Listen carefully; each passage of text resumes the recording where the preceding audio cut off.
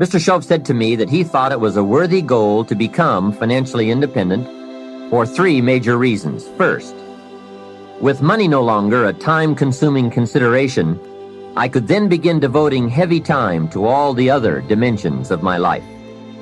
Second, he suggested I become financially independent because it would tremendously increase my ability to help others.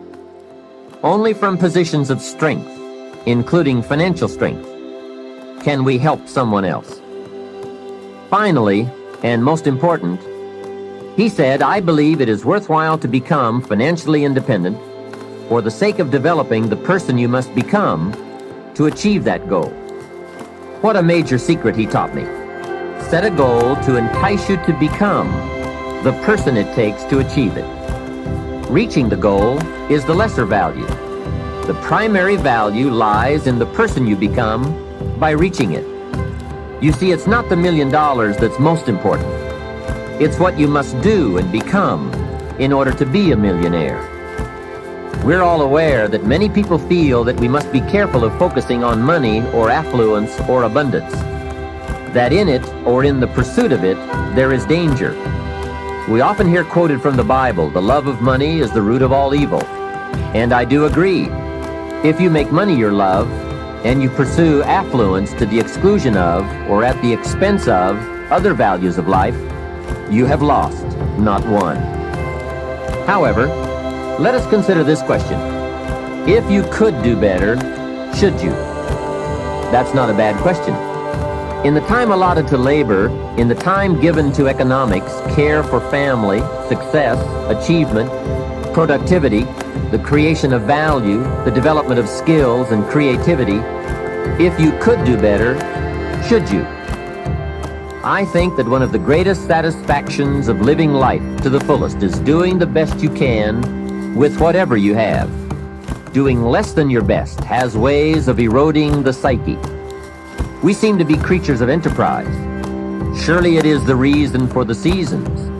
The soil and the sun and the rain and the seed all say, what can you do with us? The seasons say, do you have the genius to make something unique of us? Life says, here's the raw material. What splendid things can you produce from all there is? So, go for high productivity, the full employment of your genius, the full development of your potential in all areas of your life, including earning money. That is the essence of life. Truly sophisticated people know it isn't the amount that counts. It's doing all that you can with all you've got that counts. With that background, let me recommend a book for you to read. The title is The Richest Man in Babylon by George Clason. Perhaps you've already read it. I would suggest that you read it again. It's just a small book. You can read it in one evening. I call it the appetizer for the full discourse on the subject of financial independence. Now, let me give you the major theme of the book. The major theme is that what you do with what you have is more important than what you have. What you do with what you get is more important than what you get. What we do with what we have says so much about us. It reveals our philosophy of life, our attitude, what we know, and what we think, and the makeup of our character. It is a reflection of what is going on inside of our head and within our value system and decision-making process. It also reveals our ability to weigh and to perceive. The outer is always a reflection of the inner. It is an indication, a reading, a revealing. It speaks, it tells, it shows. Remember that key phrase I gave you earlier?